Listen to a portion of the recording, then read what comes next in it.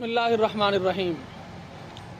عزیز دوستو، میرے سامعین و ناظرین، ہمارے آج ضلع بہاول نگر کے دینی اجتماعات کے سلسلے میں حضرت مولانا مفتی عبدالواحد قریشی صاحب دامت برکاتہم العالیہ تشریف لائے۔ حالیہ جامعۃ الرشید کے جو معاملات چل رہے ہیں وہ میرے اور آپ کے سامنے ہیں، تو کچھ ایسے سوالات جو آپ حضرات کے بھی ذہن میں ہوں گے یقیناً، اور میرے بھی ذہن میں تھے، اور مختلف جگہوں سے بھی موصول ہوتے رہے، مختلف مجالس میں بھی بات ہوتی رہی۔ تو آج ہمارے ادارہ البیان انسٹیٹیوٹ ہارون آباد آپ تشریف لائے، اور علاقہ کی معزز شخصیات بھی اس میں موجود ہیں، تو ان کی موجودگی میں چند سوالات جو عوام الناس سے تعلق رکھتے ہیں حضرت مفتی صاحب سے کریں گے، تو امید ہے انشاءاللہ ان کے جوابات آپ دیں گے اور تشفی بھی ہوگی۔ سب سے پہلے تو میں شکریہ ادا کرتا ہوں، آپ نے اپنے مصروف ترین اور رات جامعہ صادقیہ عباسیہ اور آج جامعہ قاسم العلوم کے بعد وقت عنایت فرمایا، اللہ رب العزت جزائے خیر عطا فرمائے۔ ہمارے چند سوالات ہیں، امید ہے آپ محسوس میں نہیں فرمائیں گے اور خندہ پیشانی سے جواب عنایت فرما دیں گے۔ پہلا سوال تو یہ ہے کہ بات میں وزن دلیل سے آتا ہے، اگر بات میں دلیل ہو بات وزنی بھی ہوتی ہے۔ ہر عام دوست کا یہ سوال ہے کہ آپ نے جو گفتگو کی اگر یہ نرم لہجے میں کی جاتی، محبت بھرے انداز میں کی جاتی، اچھے تاثرات سے کی جاتی، تو شاید آپ کی بات عام اور معتدل اور معقول طبقہ بھی اسے لازمی تسلیم کرتا اور خندہ پیشانی سے تسلیم کرتا۔ بسم اللہ الرحمن الرحیم۔ سب سے پہلے تو آپ تمام حضرات علماء کرام کا شکریہ کہ آپ نے اس سلسلے میں ایک محفل سجائی اور مجھے میرا معافی ضمیر بیان کرنے کا ایک موقع دیا ہے۔ بنیادی بات یہ ہے کہ میں جامعۃ الرشید کے اس حالیہ معاملے میں زبان سخت استعمال کر رہا ہوں، لوگوں کا یہی کہنا ہے۔ دیکھیں، میرے خیال میں یہ بات کوئی صداقت پر مشتمل نہیں ہے، کلی طور پر میں اس سے اتفاق نہیں کر سکتا۔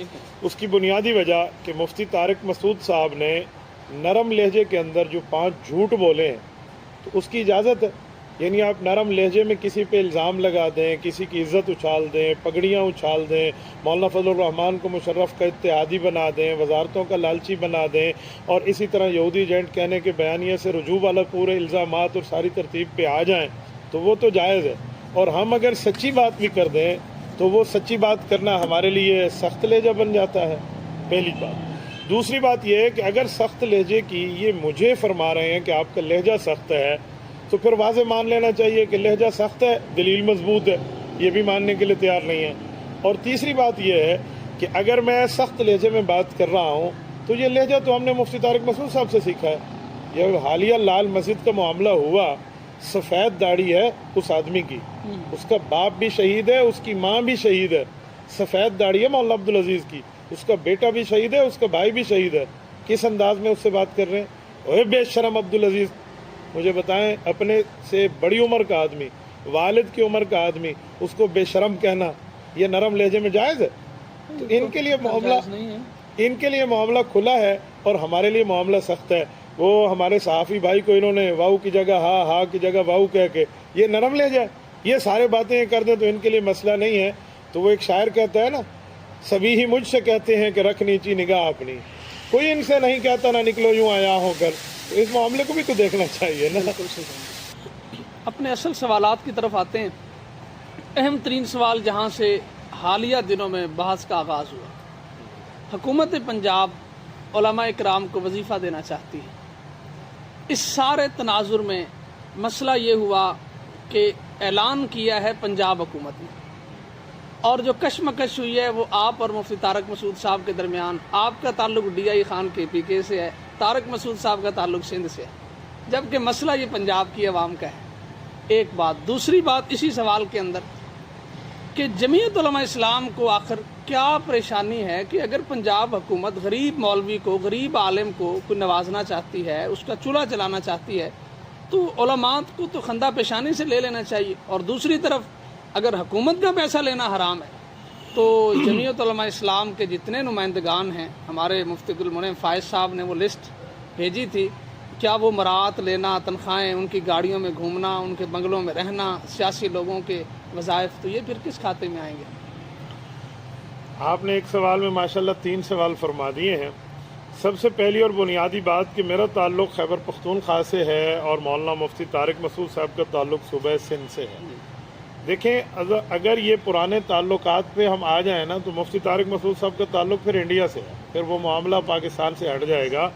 یہ ہمارے ملک پاکستان کی بات ہے، جمعیت علماء اسلام کی بات ہے، تو جمعیت علماء اسلام پورے پاکستان میں ہے، اسی لیے یہ اعتراض نہیں ہو سکتا کہ آپ اس صوبے سے ہیں۔ اگر یہی بات ہے تو پھر ان کا تعلق ہے کراچی سے اور مولانا عبدالعزیز صاحب کا تعلق ہے اسلام آباد سے، یہ پھر لال مسجد کے معاملے کو لے کر کیوں بیٹھے ہیں؟ اگر یہ اس پہ اپنی رائے دے سکتے ہیں تو ہم بھی پنجاب کے معاملے پہ اپنی رائے دے سکتے ہیں، چاہے قائد ملت اسلامیہ بھی ڈی اے خان سے ہوں، میں ڈی اے خان سے ہوں، حضرت مفتی محمود رحمۃ اللہ علیہ ڈی اے خان سے ہوں، تو یہ قومی مسئلہ ہے، اس پہ رائے دی جا سکتی ہے۔ رہی دوسری بات کہ علماء کرام کو تنخواہیں مل رہی ہیں، تو اس مسئلے کے اوپر جمعیت علماء اسلام کو اعتراض کیوں ہے؟ دیکھیں حضرت مولانا، مسئلہ یہ ہے کہ ہم کبھی بھی تنخواہوں کے مسئلے پر اعتراض نہیں کرتے۔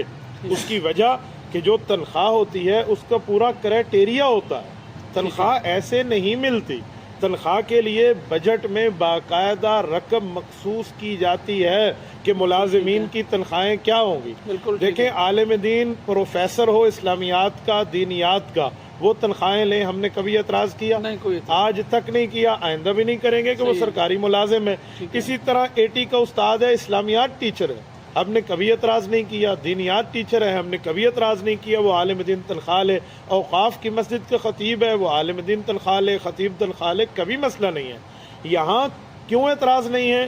اس کی وجہ کہ وہ بجٹ میں ان کا فنڈ مقصود اور ترتیب کے ساتھ طے ہوتا ہے، اور ایک ایک چیز متعین ہوتی ہے، وہ بتائی جاتی ہے، اس پہ حکومت دو نمبری نہیں کر سکتی، وہ ان کا ملازم ہے۔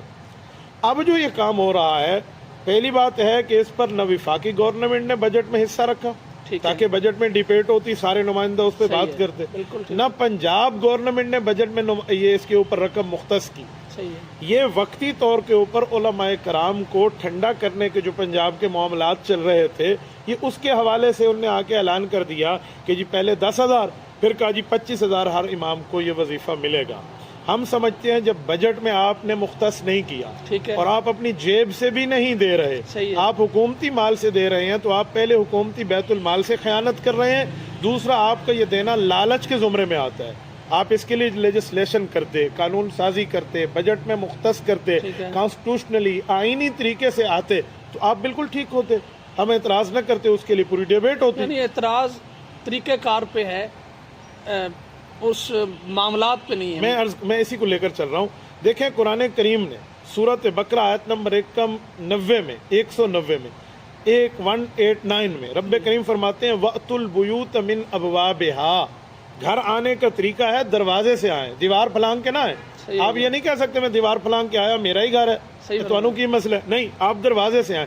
اس کے لیے کرائٹیریا طے کرتے، وفاق کو بلاتے، علماء کو بلاتے، ان کے بڑے علماء بیٹھتے اور فیصلہ کرتے کہ کیا اعزازیہ ہے کیا نہیں ہے، تو پھر ہم اس کے اوپر ڈیبیٹ ہو سکتی تھی کہ لینا ٹھیک ہے، لینا ٹھیک نہیں ہے، لیکن طریقہ تو ٹھیک ہوتا نا، یہاں طریقہ ہی ٹھیک نہیں ہے، تو ہم سمجھتے ہیں یہ لالچ ہے، کیونکہ بغیر کسی وجہ کے ہے۔ مولانا امیر حمزہ، میں آپ سے ایک سوال کرتا ہوں، آپ کا ادارہ ہے جس ادارے میں ہم بیٹھے ہیں، آپ کے ملازمین کو ہر مہینے میں 10,000 دینا شروع کر دوں، آپ مینجمنٹ ہے، میں آپ سے نہ پوچھوں، آپ کو اعتراض نہیں ہوگا؟ ہوگا، بالکل ہوگا۔ تو جمعیت علماء اسلام لاکھوں علماء کی نمائندہ، وفاق المدارس العربیہ پاکستان لاکھوں علماء اور ہزاروں مدارس کی نمائندہ ایک بورڈ ہے، ان سے پوچھا نہیں گیا، ان کو بائی پاس کر کے ائمہ کو تنخواہ دی جا رہی ہے، تو اس پر ہمارا اعتراض تھا کہ یہ کام آپ کیوں کر رہے ہیں۔ اور میں سلام پیش کرتا ہوں مولانا فضل الرحمان کی فراست کو، وفاق المدارس کی قیادت کی فراست کو، کہ جو آبجیکشن انہوں نے کیا نا وہ عملی طور پہ سامنے آ گیا۔ انہوں نے کہا یہ ائمہ استعمال ہوں گے، تقریر لکھ کے دی جائے گی، ان کو یہ فنڈ دیا جائے گا، ان کی منہ اور زبان بندی کرائی جائے گی۔ آج وہ ہو گیا یا نہیں ہو گیا؟ اب پوری ترتیب سے آ گیا، تقریر ہم لکھ کے دیں گے، سی ٹی ڈی مانیٹنگ کرے گی، ایجنسیز مانیٹنگ کریں گی، پورا ڈیٹا جائے گا۔ اور آج کے دن میں پی پی 98 کے اندر وہ باقاعدہ مساجد میں اعلان شروع ہو گئے ہیں کہ جی ان کو ووٹ دے دیں، ووٹ ڈالیے، میڈیا پہ آ گیا ہے۔ تو یہ آہستہ آہستہ چیزیں آ رہی ہیں، پھر یہ پوری ترتیب ہوگی۔ تو ان کو جو خدشہ تھا نا وہ خدشہ ان کے سامنے آ گیا ہے۔ یہ چیزیں ہیں جس کو ہم باور کرانا چاہ رہے تھے، اسی وجہ سے ہم نے روکا تھا۔ تو اصل مسئلہ یہ ہے رہا آپ کا تیسرا سوال بالکل ٹھیک۔ کہ جی جمعیت علماء اسلام کے حضرات بنگلے بھی لیتے ہیں، جمعیت علماء اسلام کے نمائندے گاڑیاں بھی لیتے ہیں، اور بعض جگہ وزراء ہوں تو انہیں حکومتی پیٹرول بھی ملتا ہے اور حکومتی تنخواہ بھی ملتی ہے، مراعات ملتے ہیں، ریلیف ان کے پاس ہوتے ہیں، فنڈز ہوتے ہیں، ثوابدیدی فنڈز ہوتے ہیں، تو یہ کیوں لیتے ہیں؟ مولانا یہ بالکل 2 اور 2 4 کی طرح واضح ہے۔ جیسے ہمیں پروفیسرز ٹیچرز کی تنخواہوں پہ اعتراض نہیں ہے کہ وہ اپنا حق الخدمت لے رہے ہیں، ان کے لیے بجٹ میں حصہ موجود ہے، ایسے ہی عوامی نمائندہ ہے جو ہزاروں اور لاکھوں ووٹ لے کر آتا ہے، وہ عوامی نمائندہ ہے تو حکومت اس کو لالچ نہیں دے سکتی، وہ تنخواہ اپوزیشن کو بھی ملتی ہے، حکومت کو بھی ملتی ہے، وہ اپنی نمائندگی کر رہا ہے حلقے کا۔ پھر اس کے بعد آئین میں یہ بات طے ہے، کانسٹیٹیوشنلی بجٹ میں باقاعدہ منسٹری آف فائنانس یہ طے کرتی ہے کہ ان کی تنخواہ کتنی ہوگی، ٹھیک ہے، مراعات کتنے ہوں گے۔ یہ تو ہمیشہ ہر اپوزیشن میں لیتے رہے۔ آپ مجھے بتائیں، میں ایک بات آپ کی خدمت میں کر رہا ہوں، سب سے بڑی اپوزیشن اس وقت جو باقاعدہ اس وقت چلو فارم 47 والی ہو، لیکن اپوزیشن جو ہے ہماری جامعۃ الرشید کی ممدوح جماعت پی ٹی آئی، یہ بھی تو تنخواہیں لے رہی ہیں، اعتراض حکومت پہ، تنخواہیں بھی حکومت پہ، تو اس سے پتہ چلا یہ ایک آئینی ترتیب ہے۔ اگر ائمہ کی اسی طرح آئینی ترتیب کی بات ہوتی تو اس پر بات ہو سکتی تھی، اسی لیے یہ 2 مسئلے الگ الگ ہیں۔ جمعیت علماء اسلام کا جو دن ہے نا، جامعۃ الرشید اسے کبھی رات نہیں بنا سکتا۔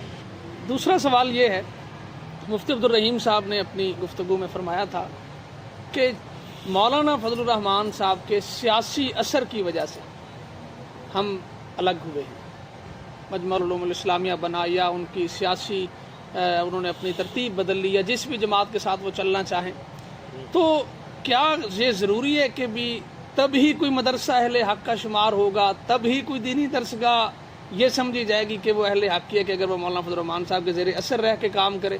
اگر کوئی اپنی سوچ فکر سے کام کرتا ہے تو بجائے تنقید کرنے کے مولانا کو خندہ پیشانی سے انہیں شاباش دینی چاہیے کہ یار آپ اچھا کام کر رہے ہیں۔ اگر ہمارے ساتھ نہیں بھی چلے، رائے کا اختلاف ہے تو کوئی نہیں، ان کو ڈمی مدارس، ان کو اس طرح کی باتیں کرنا، تو میرے خیال میں یہ اگر کوئی اپنی سوچ پہ چلتا ہے تو آپ کیا اعتراض ہونا چاہیے؟ مولانا یہ بلی تھیلے سے بہت عرصے بعد باہر نکلی ہے۔ جس وقت مجمع علوم الاسلامیہ بن رہا تھا اس وقت وفاق المدارس کے ٹوٹنے کا سبب یہی 5 لوگ بنے، ان 5 نے الگ 5 وفاق لیے حکومت سے۔ شیخ الاسلام مولانا مفتی محمد تقی عثمانی دامت برکاتہم کی پیج پہ آج بھی ان کا آڈیو بیان موجود ہے کہ 5 وفاق حکومت نے بنائے، ان کے لیے 1 ارب روپیہ مختص کیا، ان کے لیے ایک جرنل کو باقاعدہ بٹھایا جو ان کا ڈاکٹریٹ بنے گا، اور ہم کہہ رہے تھے ہم نہیں لیں گے۔ یہ پوری ترتیب مفتی تقی عثمانی صاحب کی زبانی موجود ہے۔ حضرت سوال یہ ہے، یہ وفاق المدارس کا حصہ تھے۔ اگر بات یہی تھی کہ مولانا فضل الرحمان کا اثر و رسوخ بڑھ رہا ہے، جیسے مفتی طارق مسعود صاحب نے کہا کہ ہم اس لیے الگ ہوئے ہیں، اگر یہی بات تھی تو اس پر ڈسکس ہو سکتی تھی، اس پر بات ہو سکتی تھی، مولانا مفتی محمد تقی عثمانی صاحب کی خدمت میں بیٹھ کے بات کی جا سکتی تھی۔ اس وقت انہوں نے یہ بات نہیں کی، اس وقت 2 باتیں انہوں نے کی جو وفاق المدارس میں آن دا ریکارڈ موجود ہے۔ انہوں نے فرمایا کہ ہم علیحدہ بورڈ 2 بنیادوں پہ لینا چاہ رہے ہیں۔ پہلی بنیاد کہ ہمارے پاس غیر ملکی طلباء ہیں، ان کے ویزاز کے پرابلمز ہوتے ہیں، یہ بڑا اوریجنل ایشو انہوں نے، ٹھیک ہے، ہمیں ان کے ویزاز کے پرابلمز ہیں، ان کی انٹری ہے، ایگزٹ ہے، فلاں ہے، تو ہم ایک الگ بورڈ لینا چاہتے ہیں۔ دوسرا نے فرمایا جو غیر ملکی طلباء ہیں، کوئی شوافے میں ہے، کوئی ممالک میں ہے، کوئی حنابلہ میں ہے، تو ان کو آپ یہ احناف کا نصاب پڑھا رہے ہیں، وفاق المدارس کا پڑھا رہے ہیں، تو ہمارے لیے پرابلمز پیدا ہوتی ہیں۔ یہ کہا اور بورڈ لیا بھی حکومت سے اور الگ ہو گئے، ہم اس پر خاموش ہو گئے، ہم نے کچھ نہیں کہا، کوئی منت جاری نہیں کی کہ آپ کیوں جا رہے ہیں، آپ واپس آ جائیں، یہ وہ رجوع کر لیں، کچھ بھی نہیں ہوا، ہم اس پر خاموش رہے۔ اب انہوں نے معاملہ ہلا کر بلا نکال لیا کہ دراصل مولانا فضل الرحمان کے اثر رسوخ کی وجہ سے ہم نکلے تھے، تو ہمارا جیسے فرمایا انہوں نے۔ میرا سوال یہ ہے کہ وہ ویزاز والا مسئلہ کہاں گیا؟ اگر آپ کیا غیر ملکی پڑھتے ہیں، وفاق المدارس کے مدارس میں غیر ملکی نہیں پڑھتے؟ ریمنڈ میں بہت پڑھتے۔ اچھا، آپ کے ہم غیر ملکیوں کے نصاب کا مسئلہ ہے، ہمارے یہاں نصاب کا مسئلہ نہیں ہے، تو ایسا کیا مسئلہ ہے کہ آپ کو اعتراض تھا؟ اصل بات آپ اب لے کر آئے اور کہا کہ طلباء پر سیاسی اثر پڑتا ہے اور طلباء کرام کی سیاسی اثر کو بچانے کے لیے ہم الگ ہو گئے ہیں۔ 1 منٹ کے لیے میں بات مان لیتا ہوں۔ اگر جامعۃ الرشید کے حضرات، حضرت مولانا مفتی عبدالرحیم صاحب بمائے ان کی مکمل ٹیم اس وجہ سے الگ ہو رہی ہے کہ مولانا فضل الرحمان کا اثر و رسوخ آتا ہے، ہم الگ ہو جائیں، تو مولانا امیر حمزہ صاحب اگر انصاف کا خون نہیں ہو گیا تو میرا ایک سوال ہے، मेजर जनरल आसिफ गफूर साहब इनके पास आए थे, हमारे फौजी भाई हैं, बिल्कुल आए थे। मेजर जनरल आसिफ गफूर साहब को इन्होंने हजर असवद की तरह चूमा था। मेजर जनरल अहमद शरीफ चौधरी साहब हाल ही में, हमारी फौज है, क्या हो गया अगर उससे कोई मोहब्बत जबरदस्त, अगर फौजी हमारे भाई हैं, इसी वजह से मुफ्ती अब्दुल रहीम साहब उन्हें मदरसों में बुला रहे हैं, मुझे इस बात से कोई इनकार नहीं है। लेकिन मौलाना फजलुर रहमान साहब भी हमारे भाई नहीं है, भाई तो उनको फिर क्यों आप दूर कर रहे हैं कि मौलाना फजलुर रहमान की वजह से हम मदरसों से अलग हो गए हैं? तो उनको दूर कर दें, उनको करीब कर दें, ये शुकूक व शुबहात को जन्म देता है। वो कहते हैं कि हम हुकूमत से तलबा के मफाद में कुछ चीज़ें लेना चाहते हैं, उनका मुस्तकबिल बनाना चाहते हैं। अगर इस मामले में हम किसी फौजी जनरल से मिले, हम वज़ीर आला सिंध से मिले, गवर्नर सिंध अगर हमें यूनिवर्सिटी दे, तो इसमें तो तलबा के फ़ायदे के लिए हम कर रहे हैं सब कुछ। यही मौके विफाकुल मदारिस का कि हुकूमत हमारे अकाउंट नहीं खोलती, हमारे साथ 2 नंबरियां करती है, हम मौलाना फजलुर रहमान के जरिए अपने मसाइल हल करते हैं। चले मौलाना फजलुर रहमान साहब की मदारिस दीनिया के लिए, उनके तलबा के लिए कोई एक ऐसी खिदमत बता दें कि जिससे वफाकुल मदारस और तालिब इल्म ये कहे कि मौलाना ने मेरे लिए ये काम बहुत बड़ा किया है, अब सारी ज़िंदगी हम जमीयत उलमा इस्लाम और इसके साए तले काम करने को तैयार हैं। इससे बड़ी खिदमत क्या होगी? कोई एक। मेरे ख्याल में पाकिस्तान लेवल पे शेखुल इस्लाम मुफ्ती तकी उस्मानी साहब गैर मुतनाज़ा शख्सियत है। बिल्कुल गैर मुतनाज़ा। जिस वक्त 26वीं आइनी तरमीम मौलाना फजलुर रहमान ने पास कराई, ठीक है, उसमें मौलाना फजलुर रहमान शामिल हैं, मौलाना के लीगल एडवाइज़र जनाब सेनेटर कामरान मुर्तज़ा साहब शामिल हैं। बलूचिस्तान से मौलाना फजलुर रहमान साहब का माथा चूमने के लिए बिल्कुल आए और थे। उसको रहमान का फजल कहने के बिल्कुल लिए कहा था जी। अपना किराया मुफ्ती तक उस्मानी से लगाया, बिल्कुल अपनी टिकट ली, खुद जहाज लिया, आए, मौलाना को हदिया अलग दिया और सेनेटर कामरान मुर्तज़ा साहब को अलग दिया। तला रहमानी साहब इस बात के गवाह हैं कि कामरान मुर्तज़ा साहब के लिए भी कोई परफ्यूम लें, फलां चीज़ लें, उनने बहुत अच्छा हमारे लिए मदारिस का इतने अरसे बाद ये मसला हल करा के दे दिया, हमारे अकाउंट्स खुलवा दिए। ये हुआ। तो जब मदारिस के अकाउंट खुले, अकाउंट में खर्चा आएगा, क्रेडिट होगा, डेबिट होगा, सब कुछ होगा, क्या मदरसे का किचन नहीं चलेगा? क्या तलबा की ज़रूरतें पूरी नहीं होंगी? आपने फरमाया मुझे बता दे, मैंने बता दिया। तो जब शेखुल इस्लाम मुफ्ती तकी उस्मानी माथा चूमने आता है, देखें जामियातुर रशीद और दारुल उलूम कराची करीब करीब एक शहर में है ना, बिल्कुल ऐसे ही है। वो जामियातुर रशीद नहीं जाते इनके पास, वो इनको शाबाशी देने के लिए नहीं जाते कि आपने वजारत तालीम का मामला क्या से क्या कर दिया, बल्कि वो इस बात पे गैर मुतनाज़ा शख्सियत है, ये उनके पास भी नहीं जाते। ये भी इस्लामाबाद आ रहे हैं, लेकिन उनके पास जिन वफाकी वज़रा के साथ बैठ के मौलाना के खिलाफ प्रेस कॉन्फ्रेंस फरमाते हैं, और मौलाना फजलुर रहमान के पास भी शेखुल इस्लाम आ रहे हैं। अब आप बता दें कि ये गैर मुतनाज़ा शख्सियत किसके साथ ठहरी हुई है? ठीक है, अच्छा है माशाल्लाह। तला रहमानी साहब का आपने तज़किरा फरमाया, इससे एक सवाल ज़हन में आ गया कि वफाकुल मदारस का बाकायदा तर्जुमान मौजूद है, और इसी तरह जमीयत उलमा इस्लाम के असलम गौरी साहब बाकायदा तर्जुमान मौजूद हैं, सूबाई हाफिज़ अजीज़ साहब तर्जुमान हमारे पंजाब के, बाकियों के भी इसी तरह तयजुदा हैं। बाकायदा विफाक की तर्जुमानी के जब लोग मौजूद हैं, तो सवाल अगर जामियतुर रशीद विफाक से करे या वो जमीयत उलमा इस्लाम से करे, तो जमीयत के तर्जुमान या विफाक के तर्जुमान जवाब दें, आप इस मसले में क्यों आकर अपना वो हिस्सा डालते हैं या क्यों मसाइल पैदा होते हैं? आप उनके तर्जुमानों को बोलने दें, अगर वो नहीं बोल रहे तो हमें बोलने की क्या ज़रूरत है इसमें? बहुत अच्छा सवाल आपने फरमाया। देखें, बात यह है कि वफाकुल मदारिस से आकर इन्होंने कोई सवाल नहीं किया, ये वफाकुल मदारिस से सवाल करेंगे, वफाक जवाब देगा। ठीक है। जमीयत उलमा इस्लाम से इन्होंने कोई सवाल नहीं किया, जमीयत उलमा इस्लाम से सवाल करेंगे, जवाब देंगे। इन्होंने तबसरा किया है वफाकुल मदारिस पे, इन्होंने तबसरा किया है जमीयत उलमा पे, बतौर मुबस्सिर अगर ये कर सकते हैं तो बतौर मुबस्सिर मैं भी कर सकता हूँ, नंबर 1। नंबर 2, जिस वक्त मौलाना अब्दुल रहीम साहब ने मौलाना अब्दुल अजीज़ साहब के लिए बात की थी और मौलाना अब्दुल अजीज़ साहब ने मुफ्ती अब्दुल रहीम साहब को जवाब दिया था, तो मुफ्ती तारिक मसूद साहब को मौलाना मुफ्ती अब्दुल रहीम ने नुमाइंदा मुकर्रर नहीं किया था। ये दरमियान में क्यों कूदे थे? ये दरमियान में इसीलिए आए थे कि इनके उस्ताद साहब पर कोई मसला आया तो ये दिफा के लिए आए। अगर ये आ सकते हैं बगैर तर्जुमान के नोटिफिकेशन जारी किए, तो मैं भी जमीयत उलमा इस्लाम का और वफाकुल मदारिस का नुमाइंदा बन सकता हूँ बगैर नोटिफिकेशन जारी किए। देखें, अगर बात है ना नुमाइंदगी की, मैं जमीयत उलमा इस्लाम के मरकजी जनरल कौंसिल का मेंबर हूँ और वफाकुल मदारिस के जो मामलात चल रहे हैं ना उमूमी के, उसमें मुस्तकिल में मेंबर हूँ। میں اپنے مدرسے کا محتمم ہوں، وفاق المدارس کے ساتھ میرا مدرسہ دورہ حدیث تک ریلیٹڈ ہے، ہمارے طلباء اس کے امتحان دیتے ہیں، تو میں تو ان کی کمیٹیوں کا حصہ بنتا ہوں، میں ان کے اجلاس کا حصہ بنتا ہوں، میں ان کے نظام کا حصہ ہوں، تو جب یہ تبصرہ فرمائیں گے تو ہم جوابی تبصرہ بھی فرما سکتے ہیں۔ حضرت مفتی صاحب نے فرمایا کہ بھی ہمارا کوئی بھی طالب علم، حضرت مفتی عبدالرحیم صاحب، مفتی صاحب سے میری مراد، جی کہ کسی بھی سیاسی جماعت میں جائے، ان کا وہ جو بیان چھپا ہے تو اس کے اندر وہ جو انہوں نے اسٹیکر لگایا اوپر، اس میں زرداری صاحب کی تصویر بھی ہے، نواز شریف صاحب کی بھی ہے، مولانا فضل الرحمان صاحب کی باقی بھی ہے، عمران خان کی بھی ہے، تو وہ انہوں نے تو کھلی چھوٹ دی ہے کہ ہمارا طالب علم جس مرضی سیاسی جماعت میں جائے، ہمارا تو کوئی مخالف نہیں، لیکن ان کی ہر بات پہ جمعیت علماء اسلام ہی یہ کیوں سمجھ جاتی ہے کہ لفظ سیاست، سیاسی پارٹی، اس سے جمعیت علماء اسلام کو ہٹ کیا جا رہا ہے؟ ان کی طرف سے تو تمام جماعتوں کے لیے۔ مولانا میر حمزہ صاحب، اگر میں اس کا جواب دوں تو پھر لہجے کی بات آئے گی، بہرحال میں کوشش کرتا ہوں کہ لہجہ ان کی توقعات کے مطابق آئے، ورنہ لہجے کے مطابق ہر بندے کو راضی کرنا بہت مشکل ہے۔ ہمارے عبداللہ شاہ صاحب فرماتے ہیں نا کہ ہر بندے کو راضی کرنا اتنا ہی مشکل ہے جیسے تمام مینڈکوں کو ایک ترازو کے پلڑے میں بٹھائیں، ایک کو بٹھائیں گے تو ایک پھدک جائے گا، تو یہاں ایسے ہی ہے۔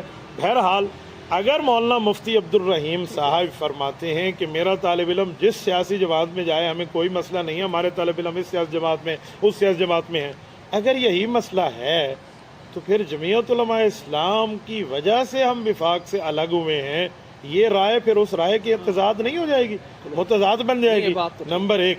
نمبر دو، اگر کسی جماعت میں بھی جانا چاہے تو یہ بات تو بہت اہم ہے، لیکن ناراض نہ ہوں تو بڑے ادب سے، احترام سے میں ایک جملہ کہتا ہوں، اس میں مجھے بغض فضل الرحمان نظر آ رہا ہے، اور بغض فضل الرحمان وہ بیماری ہے جس کا علاج حکیم لقمان کے پاس بھی نہیں تھا۔ جب حکیم لقمان جیسے بندے کے پاس اس کا علاج نہیں ہے تو میرے پاس بھی اس مسئلے کا علاج نہیں ہے، اب میں اس پر کیا جواب عرض کر سکتا ہوں؟ ایک بات ذہن میں آئی، اختلاف ہوتا رہتا ہے، لیکن کسی کی ذات کو نشانہ بنانا، ہوٹنگ کرنا، دونوں طرف سے میں اس کو مناسب نہیں سمجھتا، لیکن مفتی عبدالرحیم صاحب کے پیش سے ایک بات نشر ہوئی، حضرت مفتی رشید احمد رحمہ اللہ تعالیٰ علیہ کا ایک وصیت نامے کے نام سے، کہ 22 سال میں نے مفتی عبدالرحیم صاحب کو پرکھا، ان کے ذاتی خوبیاں، اچھائیاں، برائیاں، معاملات زندگی، خاندانی، باہر کے، سارے میرے سامنے، 22 سال کے بعد میں نے ان کو اپنا جانشین مقرر کیا، باوجود اس کے کہ ان کی اولاد موجود تھی۔ اگر مفتی رشید احمد صاحب ایک بندے پہ 22 سال کی محنت کے بعد اعتماد کر رہے ہیں تو میرے جیسے علماء کو اس میں اعتماد کرنے میں کیا حرج ہے؟ میرے خیال میں تو کابرین کی اس طرز کو ہمیں بھی اپنا لینا چاہیے، مان لینا چاہیے انہیں۔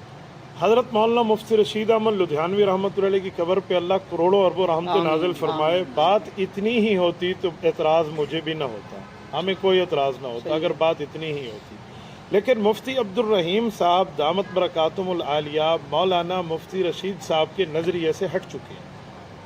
ٹھیک ہے انہوں نے 22 سال پرکھا ہے، ٹھیک ہے انہوں نے وسیع مقرر فرمایا ہے، ٹھیک ہے انہوں نے جانشین مقرر فرمایا ہے، لیکن جامعۃ الرشید اس وقت بڑی معذرت کے ساتھ جامعۃ الرحیم بن چکا ہے۔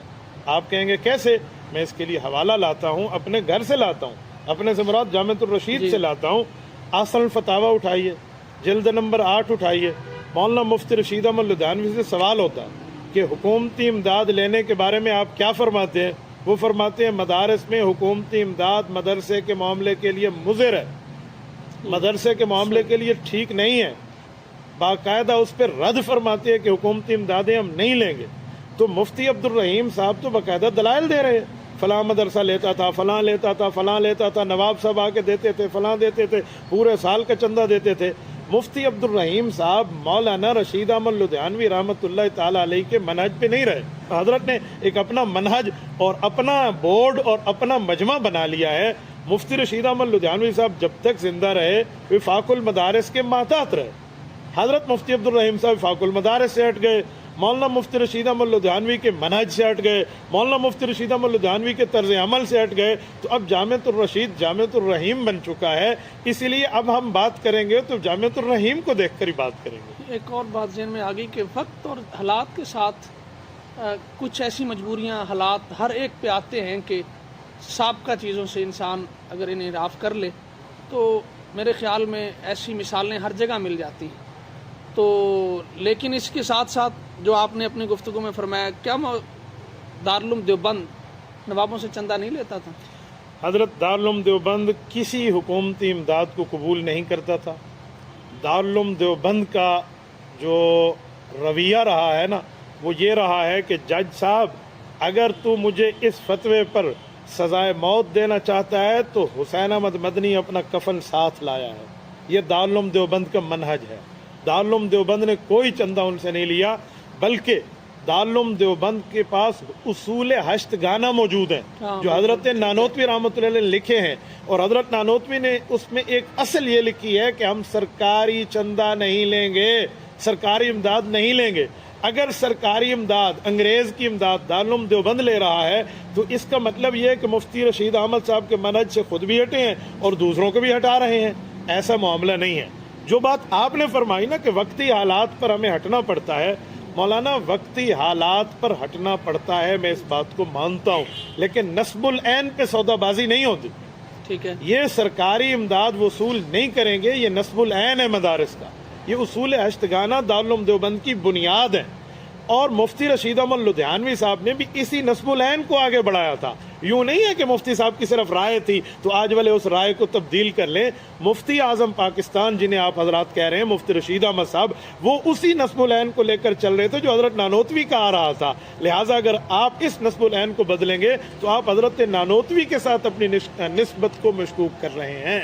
बहुत अच्छा। एक अहम सवाल जो मेरी ज़ाती ख्वाहिश थी, हज़रत कारी हनीफ जलंधरी साहब दामत बरकातुहुल्लाह अलैह मेरे उस्ताद भी हैं, हमारे शेख भी हैं, मेरा निकाह भी उन्होंने पढ़ाया, हमारा एक उनसे न्याज़मंदी का, मोहब्बत का कुछ और ताल्लुक़ है। उन्होंने कोरोना के दिनों में अइम्मा मसाजिद के लिए हुकूमत से अपील की और उस क्लिप को JTR मीडिया हाउस पे भी चलाया गया और कहा गया कि आया आज इमदाद लेना नाजायज़ हो गया, कल जायज़ था। कतई नज़र इस बात के कि वो कोरोना के मुश्किल हालात के दिन थे। आमिर खाकवानी साहब ने इस पर कालम भी लिखा। तो मेरे ख्याल में आप अपनी ऐसी क्या राय देना चाहेंगे कि उलमा के हालात कोरोना में ख़राब थे, आज दुरुस्त हो गए? कोरोना में उनको पैसों की ज़रूरत थी, आज ज़रूरत नहीं है। हर एक आदमी ने यह सवाल उठाया कि कारी साहब ने उस वक्त तो अपील की थी और आज खुद ही मुस्तरद कर रहे हैं, इसकी क्या वजह हो सकती है? देखें, सबसे पहली और बुनियादी बात यह है कि हज़रत कारी मोहम्मद हनीफ जलंधरी अतालल्लाहु बिक़ाअहु ज़िंदा हैं। साहिब मामला जब ज़िंदा सलामत हो तो उससे सवाल किया जा सकता है। एक कॉल उठाते मौलाना मुफ्ती अब्दुल रहीम साहब और मौलाना कारी हनीफ जलंधरी साहब से पूछ लेते। ठीक है। जैसे मुझे कहा जाता है ना कि आप इसको मीडिया पे क्यों ला रहे हैं, आप मुफ्ती तारिक मसूद साहब को कॉल कर लेते तो मुफ्ती अब्दुल रहीम साहब भी मौलाना हनीफ जलंधरी साहब को कॉल कर लेते तो इस मसले का तसल्ली और तशफ़ी बख्श इलाज हो जाता। ठीक है। मौलाना हनीफ जलंधरी साहब ने इसकी वजाहत वहाँ दे दी है अपने पेज पर, उनकी बात आ गई है, पूरी दुनिया को पता है कि देखें कोरोना के मारूजी हालात थे, उस हालात में सब के लिए फ़ंड के मामलात चल रहे थे। जो सवाब दीदी फ़ंड हुकूमत का बजट में तय होता है, वहाँ भी बजट में तय फ़ंड था, कोई हुकूमत जेब से नहीं दे रही थी। तो तयशुदा फ़ंड है, भाई गरीबों की इमदाद कर दें, मुस्तहिकीन की इमदाद कर दें, इसे कहते हैं सवाब दीदी फ़ंड। तो सवाब दीदी फ़ंड के ऊपर उन्होंने फरमाया जो सबको दे रहे हो तो इसमें नमाजें तो अब नहीं पढ़ा रहे, जुमे तो अब नहीं पढ़ा रहे, मसाजिद और मदारिस तो बंद हैं, लिहाजा इन सफ़ेद पोशों के लिए भी इन दिनों में बात देख लें। लेकिन मेरा इस पर एक सवाल है, सिर्फ उस बात को उठाकर उनके कुल्ली मौक़िफ़ पे लेके आप आ जाना, ये कैसा है?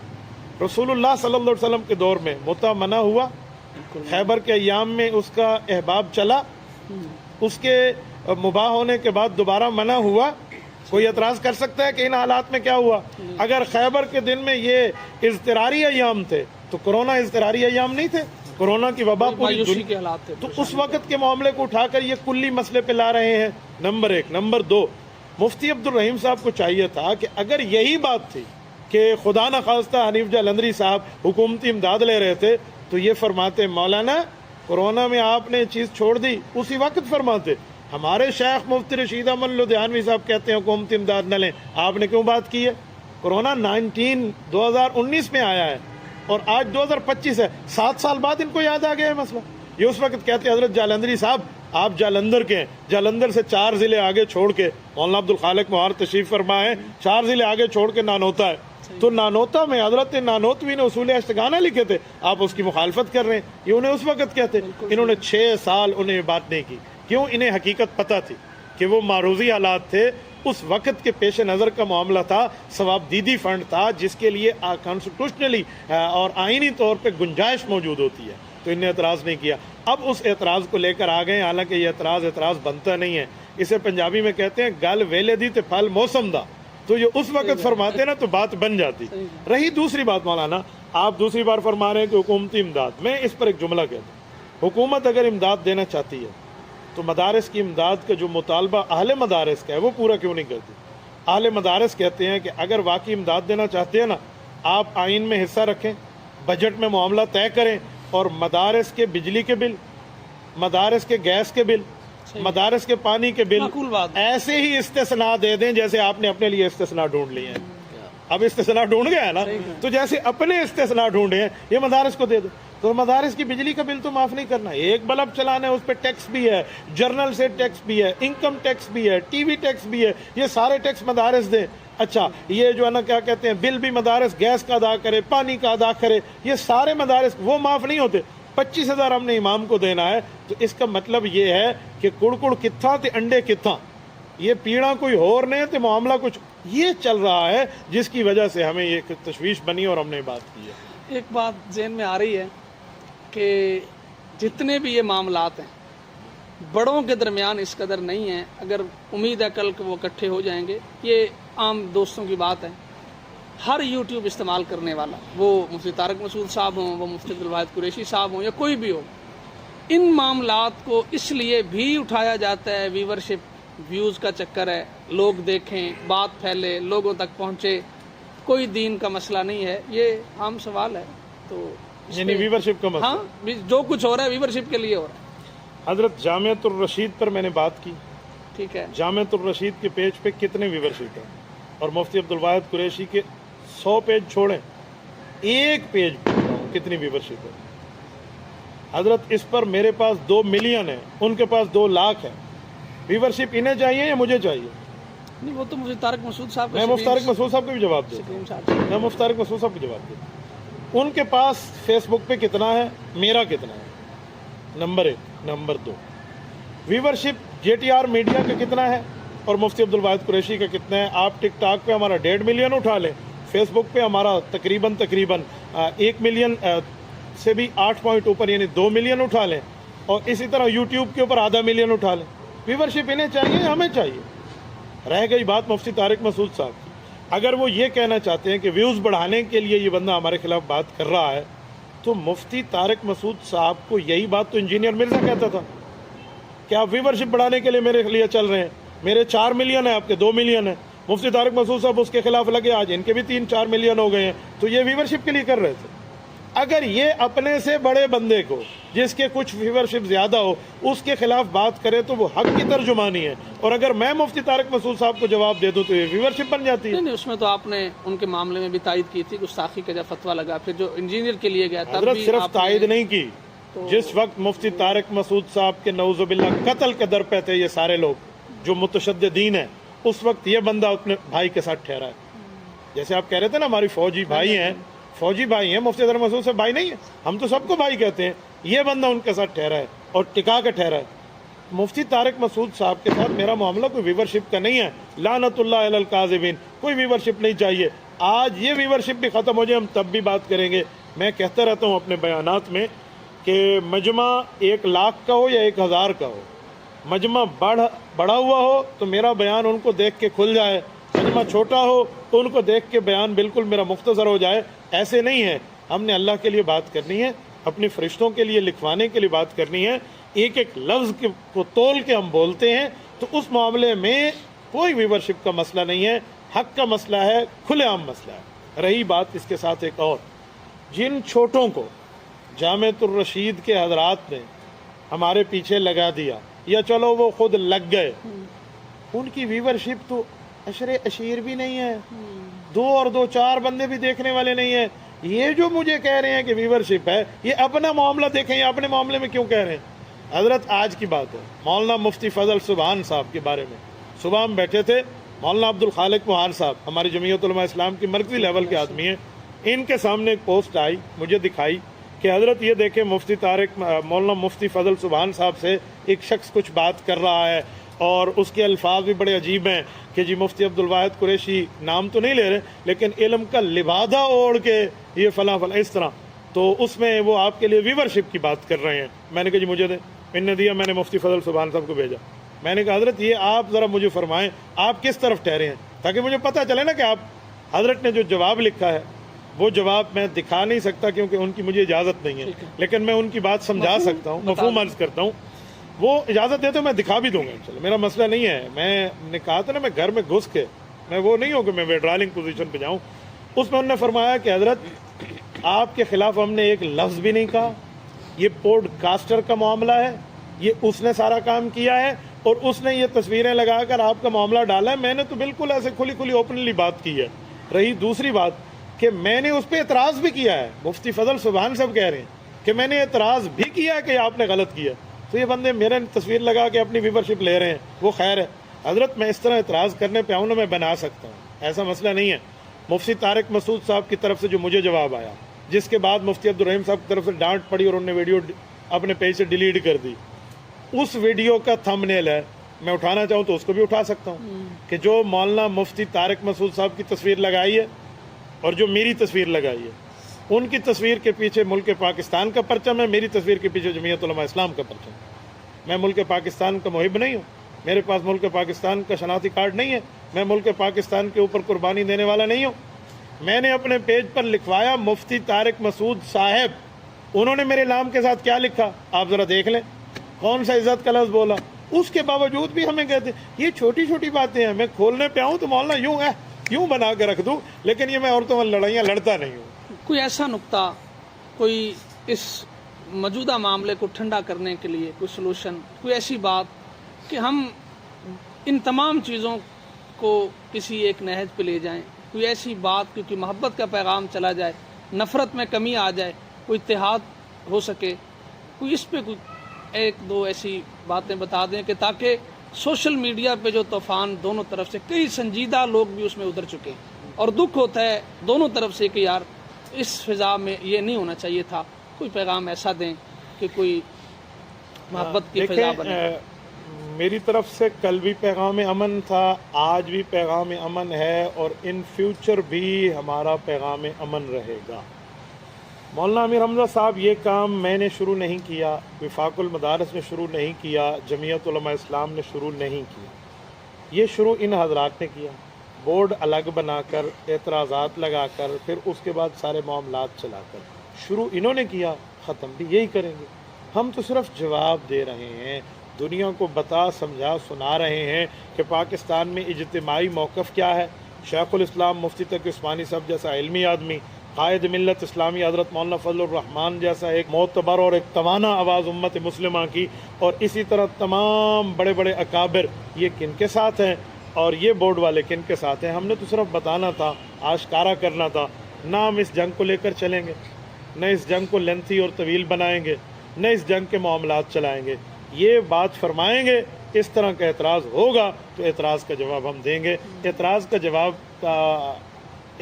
کا جواب دینے پہ میں مفتی طارق مسعود صاحب کی زبان میں کہوں، کوئی سرکار نے پابندی نہیں لگائی، تو جب حکومت نے کوئی پابندی نہیں لگائی تو ہم جواب تو دیں گے، لیکن اس کے بعد جب جواب آ جائے تو اس کو جنگ نہ سمجھا جائے۔ یہ بھی حکومتی سازش ہے کہ میرے مقابلے میں میری وردی والا بندہ ہے، وردی سمجھتے ہیں، داڑھی ٹوپی پگڑی جو علماء کی ہے، وہ اسی طرح کا بندہ میرے مد مقابل لائیں۔ ہم نے اصل دشمن پہ فوکس رکھا ہوا ہے، اسی پہ فوکس رکھیں گے۔ یہ درمیان میں آئے تھے معاملات، ان معاملات کو ہم نے کر کے ہم آگے بڑھ گئے ہیں، ہمیں کوئی ان سے جنگ نہیں لڑنی۔ کل بھی عزت اور احترام اگر ذاتی طور پہ تھا تو وہ ذاتی طور پہ آج بھی ہے، آئندہ بھی رہے گا۔ مفتی عبدالرحیم صاحب سے آپ یہ سخت باتیں کرتے ہیں، کوئی نرمی والا بھی سوال کریں نا کہ آپ کا ان سے پیار کا کوئی تعلق ہے؟ مفتی عبدالرحیم صاحب کو اللہ ایسا بن گیا کیا، اللہ جزائے خیر دے۔ بیر غرس مدینہ طیبہ کا وہ کنواں ہے جس کے پانی سے نبی پاک صلی اللہ علیہ وسلم کو غسل دیا گیا تھا، وہ بیر غرس کے پانی سے یوں گلاس بھر کے مفتی عبدالرحیم صاحب نے مجھے پلایا۔